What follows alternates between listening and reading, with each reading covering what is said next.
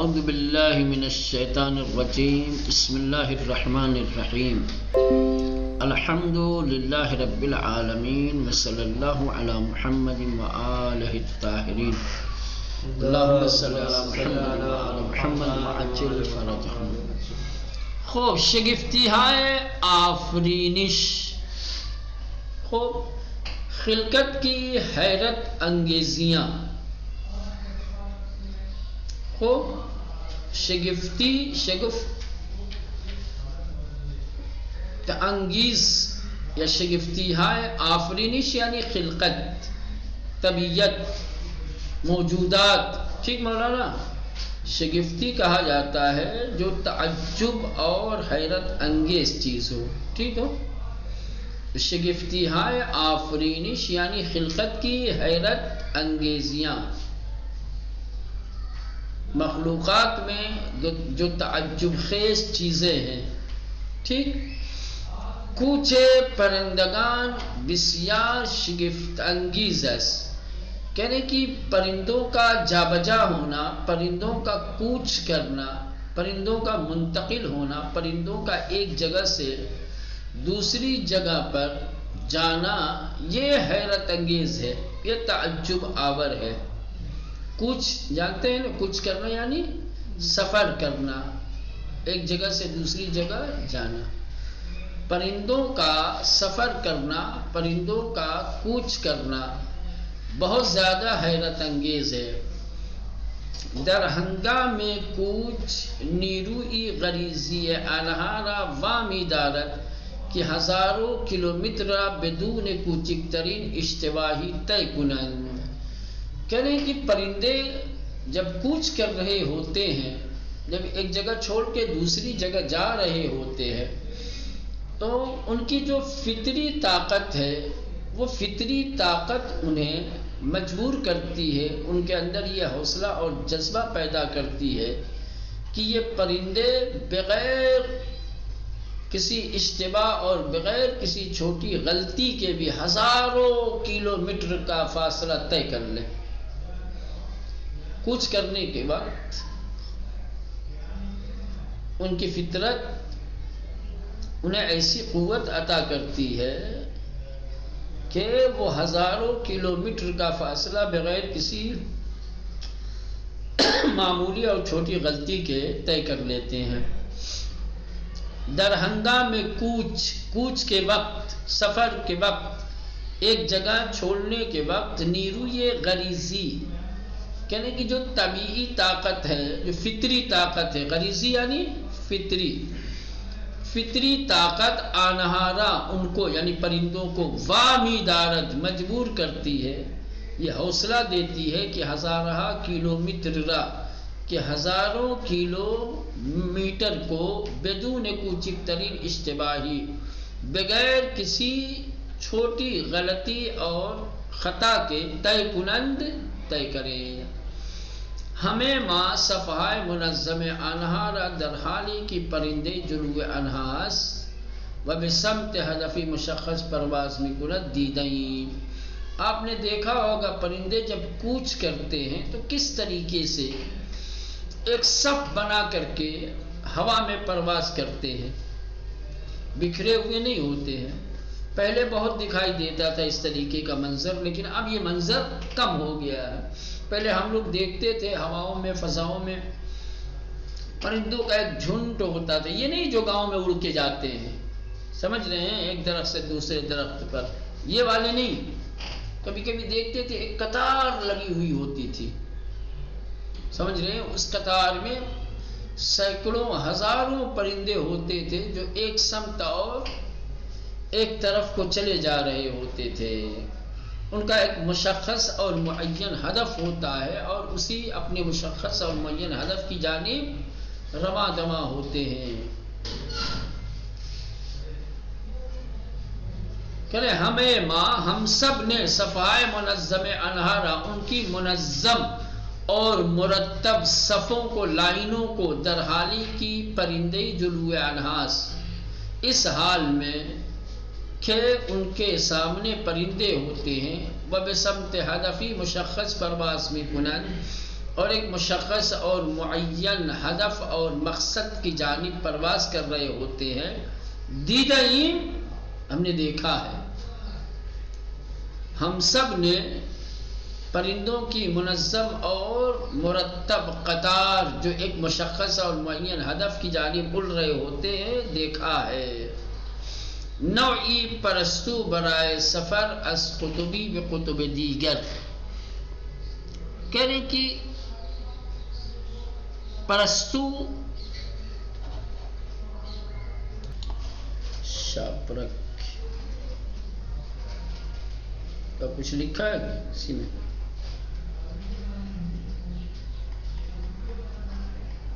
بھول گیا فارسی اسی ہے.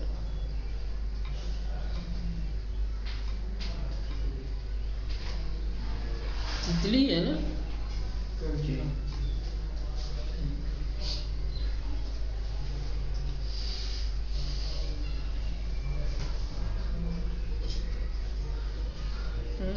تتلی بول رہا ہے.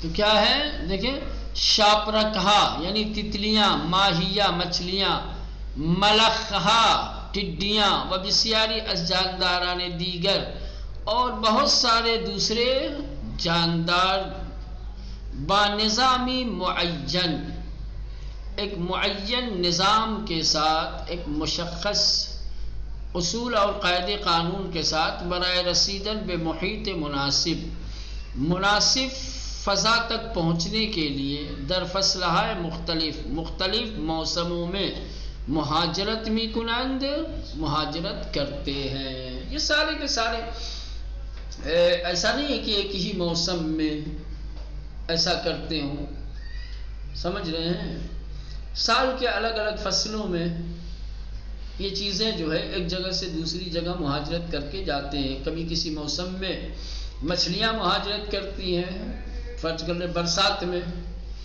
ہے، کسی موسم میں یہ تتلیاں ٹڈیاں یہ سب کرتی ہیں، کس میں؟ بہار میں فرض کر لو، ہے نا. ویسے ہی سب کی سب مناسب فضا کے لیے، مناسب جگہ کے لیے یہ لوگ ایک جگہ کو چھوڑ کر کے دوسری جگہ جاتے ہیں.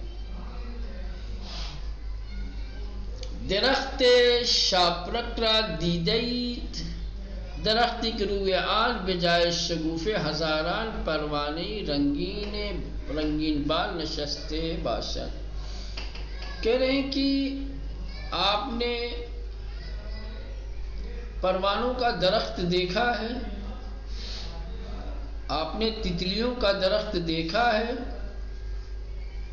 کہ ایسا درخت کہ جس کے اوپر کلیوں کے جگہ پر ہزاروں رنگ برنگ پر رکھنے والی تتلیاں آپ کو دکھائی دیں گی، جس کی ڈالیوں پر، جس کی شاخوں پر آپ کو غنچے اور پھول نہیں دکھائی دیں گے، بلکہ اس کی جگہ پر رنگین پروں والی یا رنگ برنگی تتلیاں دکھائی دیں گی. درخت شاپرک را دیدید، کہنے کی تتلیوں کا درخت آپ نے دیکھا ہے، درختی کے ایسا درخت کی روئے آن کے جس کے اوپر بجائے شگوفے کلیوں کی جگہ ہزاران پروانے رنگین بال، ہزاروں تتلیاں رنگین بال یعنی رنگ برنگے پر والے، نشستے باشد بیٹھے ہوئے ہوں. کیست کے بعد استفادہ از حصے جہتیابی پرندگان کبوتران قاصد را برائے تیج کردن ہزارہ کلومیٹر راہ تربیت میں کناد. یعنی کیست وہ کون ہے کہ با استفادہ از حصے جہتیابی پرندگان، جو پرندوں کی حصے جہت یابی سے استفادہ کرتے ہوئے، یہ کہا جائے حصے جہت یابی کیا ہوتا ہے؟ ایک خاص اور مشخص و معین جہت اور سمت کا احساس پرندوں کے اندر، جیسے ہم انسان ایک خاص احساس رکھتے ہیں، سمجھ رہے ہیں، اپنی تمام ضرورتوں کو محسوس کرتے ہیں، پرندوں کے اندر بھی کیا ہے؟ احساس جہتیابی ہے، یعنی وہ بھی اپنی ضرورتوں کا احساس کرتے ہیں۔ تو کہہ رہے وہ کون ہے جو پرندوں کے احساسات کا استفادہ کرتے ہوئے کبوتران قاصدرا، ایسے کبوتر کہ جو قاصد کا کام کرتے ہیں۔ قدیم زمانے میں دور دراز خطوط کبوتروں کے ذریعے سے بھیجے جاتے تھے، ان کو کہا جاتا تھا کبوتران قاصد، سمجھ رہے ہیں؟ خط پہنچانے والے کبوتر کو برائے طے کردن ہزارہ کلومیٹر راہ، ہزاروں کلومیٹر کا راستہ طے کرنے کے لیے تربیت میں کنات۔ کون ہے جو تربیت کرتا ہے؟ پرندوں کو یہ سب چیزیں کس نے سکھائی کہ ہمیں کہاں جانا ہے، کون سی جگہ ہمارے لیے مناسب ہے؟ کبوتر کو کس نے تربیت کی، کس نے سکھایا کہ ہم نے اس کے گلے میں تعویذ جیسے خط باندھا ہے وہ کہاں لے جانا ہے، کس کے پاس لے جانا ہے؟ وہی کہہ رہے ہیں وہ کون ہے کہ جس نے پرندوں کے احساس جہت یابی کا استفادہ کرتے ہوئے یا قاصد کا کام کرنے والے کبوتروں کو ہزاروں کلومیٹر کا راستہ طے کرنے کے لیے تربیت میں کنر سکھایا ہو، تربیت کی ہو، بتایا ہو۔ آیا کشف ہری کے از ان رازہ، کہہ رہے ہیں کہ کیا ان رازوں میں سے ہر ایک کو کشف کرنا، کیا ان تمام رازوں سے پردے کو ہٹانا دریب عالم توحید بے روئے انہیں میں گشایا ہے۔ کہنے کہ ایک دروازہ عالم توحید کے لیے اس کے لیے نہیں کھولتا، یقیناً جب ان حقائق سے پردے ہٹتے ہیں، جب حقیقتیں کشف ہوتی ہیں تو انسان کے لیے توحید کے راستے کھلتے ہیں۔ انہی کے ذریعے سے انسان توحید کو پہچانتا ہے کہ واقعاً یہ جانوروں کے اندر یہ جو تمام چیزیں پائی جا رہی ہیں، صلاحیتیں، سمجھ رہے ہیں، جو ہم دیکھتے ہیں تعجب خیز چیزیں کہ آخر یہ سب چیزیں ان کو کس نے سکھائی ہیں، کس نے بنائی ہیں؟ فرض کر لیں یہ جو پرندے ہیں، میں 3-4 دن ہوا ابھی دیکھ رہا تھا تو ایک بڑی اچھی ویڈیو کسی نے ڈالی تھی، پرندوں کو گھر بناتے ہوئے دکھایا تھا، کہا دنیا کے 10 ایسے پرندے جو ایسا گھر بناتے ہیں کہ انسان کے بس کی بات نہیں ہے۔ اتنا خوبصورت گھونسلہ بنا رہے تھے اس انداز سے کہ واقعاً ان کی صنعت کو، ان کی کاریگری کو، ان کی معماری کو دیکھ کر کے انسان کو حیرت ہو رہا تھا۔ اب ایک بے شعور، جس کو ہم بے شعور پرندہ کہتے ہیں، عقل تو ہم انسانوں کے لیے قائل ہے نا، جانوروں کے لیے تو عقل کے ہم قائل ہے نہیں، تو بے عقل پرندے ان کے اندر اتنی خوبصورتی کے ساتھ گھر بنانے کی صلاحیت کہاں سے آئی؟ یہ انجینئرنگ اس نے کہاں سے سیکھی ہے بھائی؟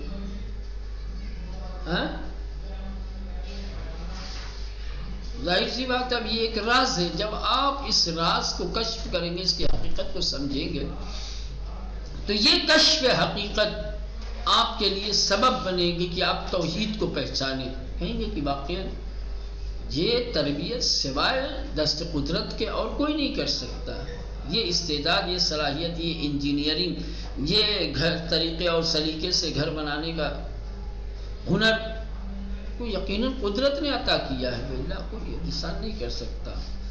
تو وہی کہہ رہے ہیں کہ آیا کشف ہر کاسی ان رازہ، ان رازوں میں سے ہر ایک راز کو کشف کرنا، کیا عالم توحید کے لیے کشف، عالم توحید کا دروازہ کشف کرنے والے کے لیے نہیں کھولتا، یقینی طور پر کاشف کے لیے توحید کے دروازے کھولتا ہے یہ چیز۔ ٹھیک مولانا؟ کہیں کوئی دقت ہو، کوئی پریشانی ہو، کوئی ایسا لفظ جس کا معنی نہ سمجھ میں آیا ہو تو سوال کریں، پوچھیں آپ لوگ،